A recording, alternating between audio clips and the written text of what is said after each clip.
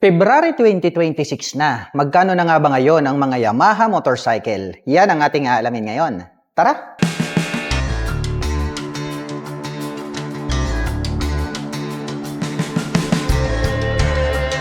Nandirito po tayo ngayon sa Yamaha 3S Shop San Fabian, Pangasinan Branch. At magbibigay po tayo ngayon ng price update for this month of February. Kaya kung balak mo pong kumuha ng motor ngayong buwan ay para sa'yo ang video na ito. Pagpasok po natin dito po sa kanilang shop, ang una po nating makikita, ito po yung ating Yamaha Fascio 125. Meron po tayong available 2 color. Meron po tayo nitong green at ito pong glossy black. Ito pong kanyang main headlight ay bilugan din po ito at nahahati po ito sa dalawa at naka full LED po ito pong kanyang high beam at low beam. Habang oblong shape naman po, ito pong kanyang mga bulb type na turn signals. Meron po siyang black color na lining dito sa gitna.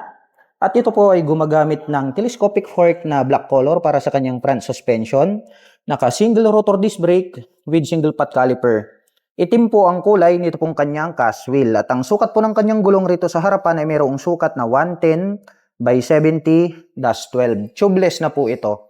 At ang presyo po nito pong ating Yamaha Fascio 125 ay nagkakahalaga po ito ng 93,900 pesos. At kung balak mo naman pong kumuha ng hulugan, ay kailangan mo pong mag-down payment ng 7,800 pesos.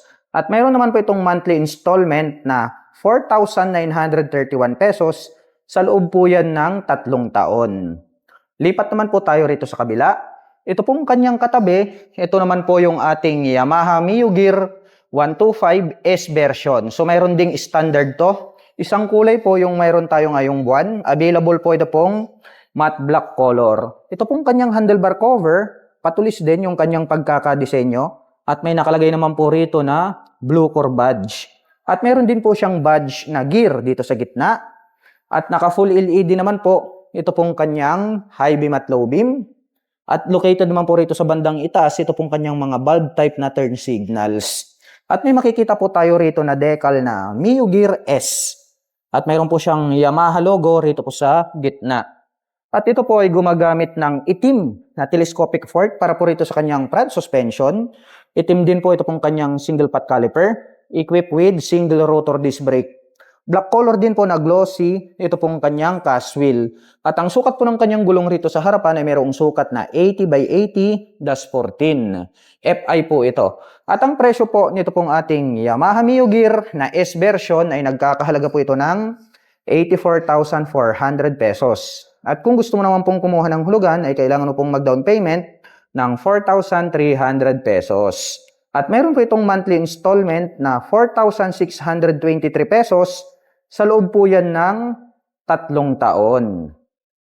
Dito naman po sa kabila, ito naman po yung isa sa mga pinaka-affordable natin na scooter na pwede nating gamitin pang daily service. Ito po yung ating Yamaha MIUI 125. Standard type po ito. Meron po tayong available na 3 colors. Meron po tayo nitong white, glossy black, at ito pong glossy orange. Ito pong kanyang handlebar cover, mapapansin natin, pointed po siya, no? Napakatulis. Mayroon naman po siyang Yamaha logo rito sa gitna at mayroon po siyang Mio badge dito sa gitna. At mayroon po tayong mapapansin rito na decal na nakalagay na Mio. At ito pong kanyang turn signals ay bulb type po siya. Habang ito naman pong kanyang high beam at low beam para sa kanyang main headlight ay bulb type din po siya. Nagkaroon po pala ito ng palikpik rito po sa gilid. Ayan, oh, meron po siyang winglet rito. At may nakalagay naman po rito na Yamaha decal. At ito po ay gumagamit ng telescopic fork na black color para po rito sa kanyang front suspension. Naka single rotor disc brake with single pot caliper. Black color po ito pong kanyang cast wheel at mayroon po siyang decal rito na Mio. At ang sukat po ng kanyang gulong rito sa harapan ay mayroong sukat na 70 by 90-14. At ang presyo po nito pong ating Yamaha MIUI 125 ay nagkakahalaga po ito ng 77,900 pesos. At kung gusto mo naman pong kumuha ng hulugan ay kailangan mo pong mag-down payment ng 4,300 pesos. At mayroon po itong monthly installment na 4,289 pesos sa loob po yan ng 3 taon. Dito naman po sa kabila, ito naman po yung kanyang S version. Dahil ito pong tatlo na to, yung orange, itong black at saka itong white, Yan po yung standard version. Siya nga po pala, ngayong buwan po pala ng February 2026, mayroon po pala itong free na top box. Ito pong ating Yamaha MIUI 125 na standard. So ito po yung sample. Kasama na po yung kanyang bracket at kasama na rin po ito pong top box. So pag nag-avail po kayo mapa cash or installment, ay kasama po yan sa promotion for this month of February. So balik tayo rito sa kabila. Ito naman po yung ating Yamaha MIUI S version. So ito po yung special edition. Ito naman po yung standard version. Ito pong kanyang handlebar cover. Napakatulis po niyan at may nakalagay naman po na blue core badge dito po sa dulo. Meron po siyang Yamaha logo. May MIU badge sa gitna. At ito pong kanyang turn signals ay bulb type po yan. Bulb type din po ito pong kanyang high beam at low beam.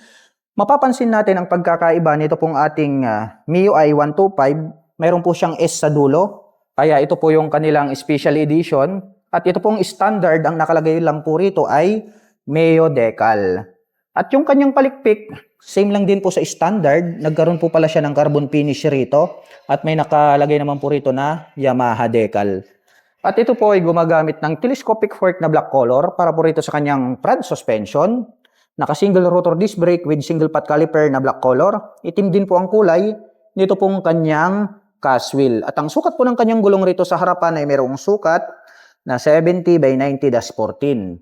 At ang presyo po nito pong ating Yamaha MIUI 125 na S version ay nagkakahalaga po ito ng 82,900 pesos. At kung gusto mo naman pong kumuha ng hulugan ay kailangan mo pong mag-down payment ng 4,300 pesos. At meron naman po itong monthly installment na 4,546 pesos. Sa loob po yan ng 3 taon.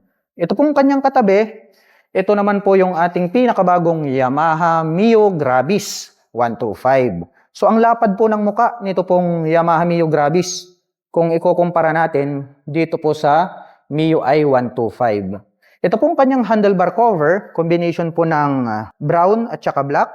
Mayroon po siyang Yamaha logo sa gitna at may nakalagay po rito na Mio Decal. Sa kabila naman po, may nakalagay po na stop-start system. So mayroon po pala itong stop-start system. So magagamit po natin yan pagdating po sa mga traffic situation dahil kusa pong namamatay yung engine nito pong scooter na ito kapag naipit po kayo sa traffic. So mas matipid po siya sa gasolina. At agaw pansin po ito pong kanyang kulay blue na daytime running light. At bulb type po ito pong kanyang mga turn signals. Habang naka-full LED naman po ito pong kanyang high beam at low beam para po sa kanyang main headlight. Ito pong kanyang side profile, may nakalagay po rito na Yamaha in black color na decal. At ito po ay gumagamit ng telescopic fork na black color para sa kanyang front suspension. Itim din po ito pong kanyang pot caliper. Naka-combine po pala yan dito po sa kanyang itim na cast wheel. Naka-single rotor disc brake. At ang sukat po ng kanyang gulong rito po sa harapan ay mayroong sukat na 100 by 90-12.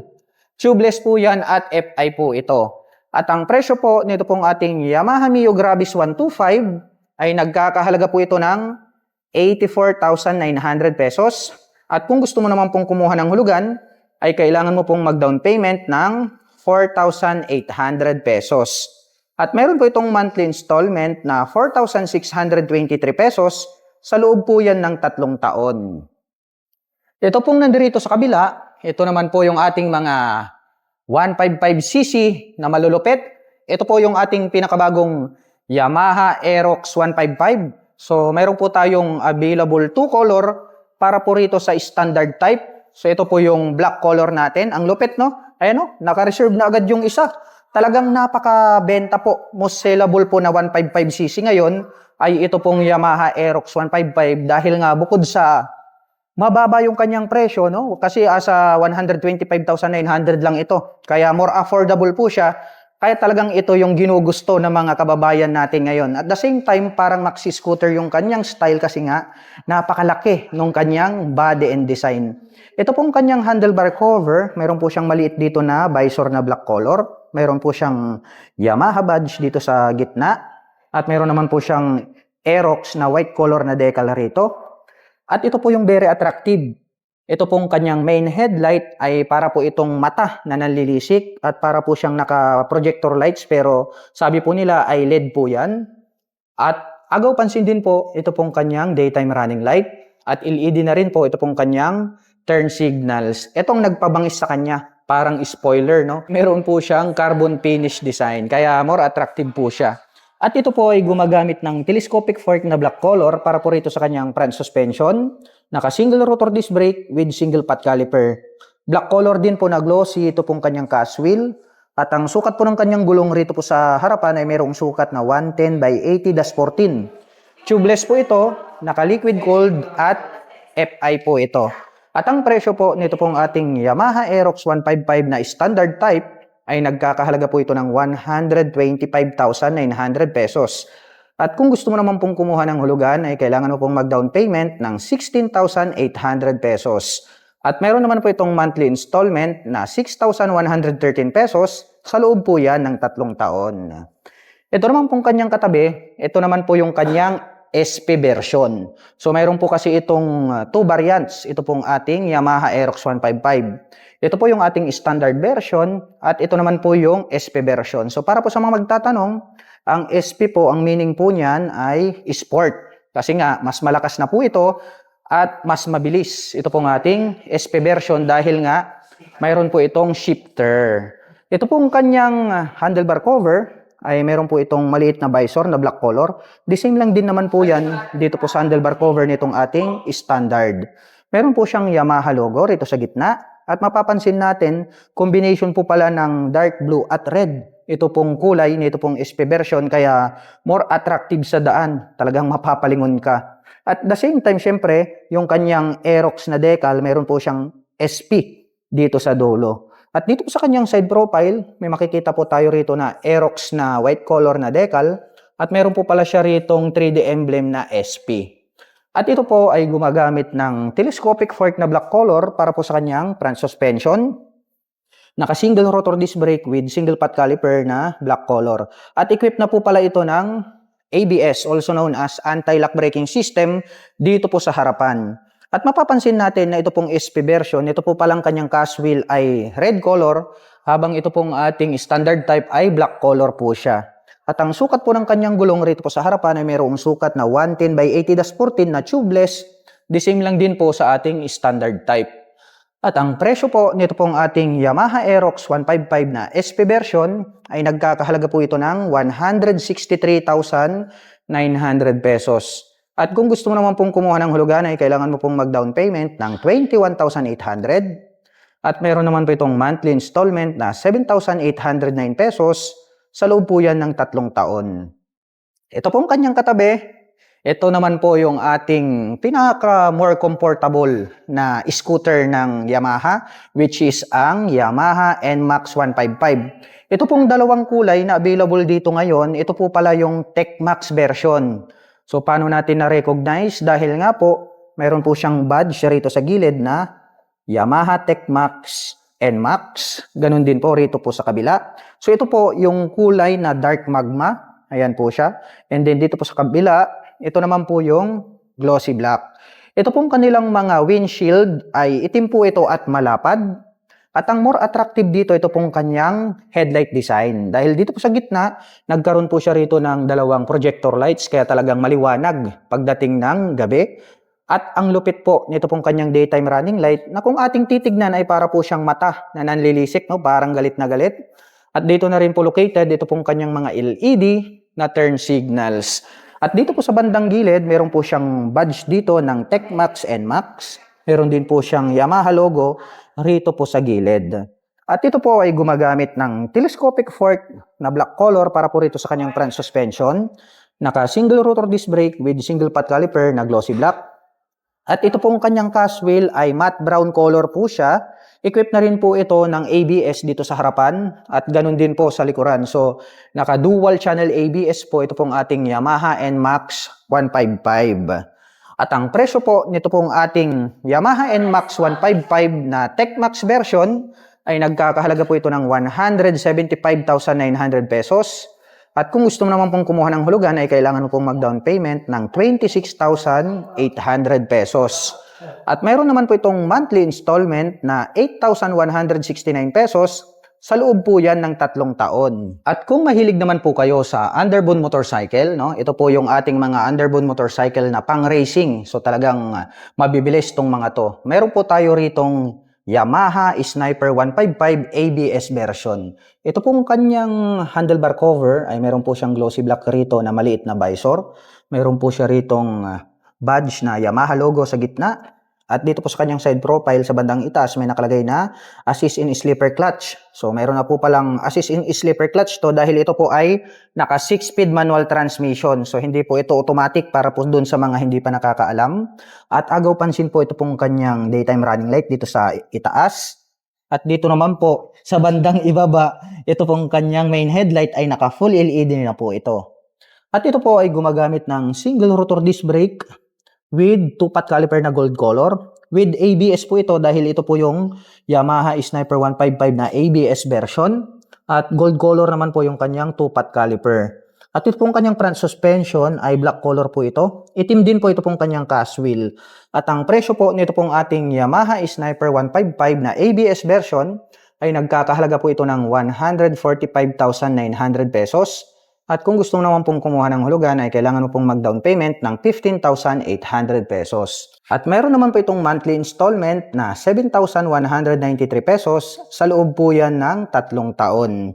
Ito naman pong kanyang katabi, ito naman po yung kanyang standard type. Ito po yung Yamaha Sniper 155 standard version.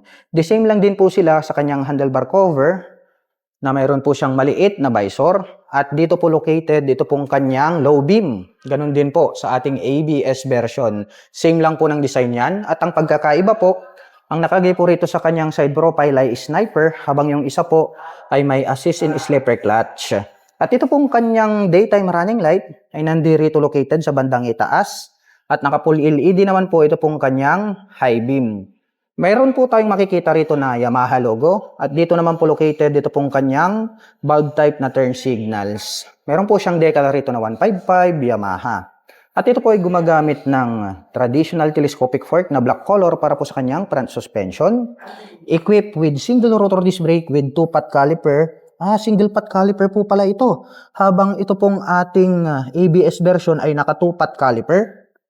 At ito pong kanyang cast wheel ay blue color po ito. Nakaterno po ito dito po sa kanyang body. At ito pong standard ay wala po itong ABS.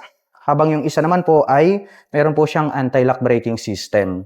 At ang presyo po nito pong ating Yamaha Sniper 155 na standard type ay nagkakahalaga po ito ng 125,900 pesos.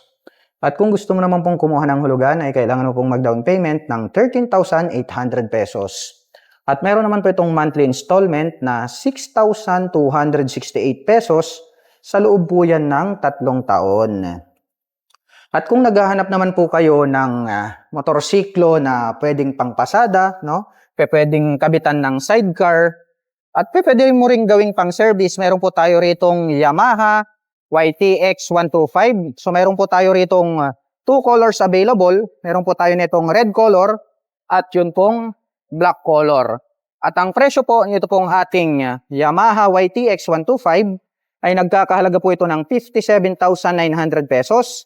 At kung gusto mo naman pong kumuha ng hulugan ay kailangan mo pong mag-down payment ng 2,800 pesos. At meron naman po itong monthly installment na 3,338 pesos sa loob po yan ng 3 taon. At para naman po sa mga nakapanood ng video na ito at interesado po kayong maglabas ng mga Yamaha motorcycle ay maaari nyo po akong i-PM at i-message.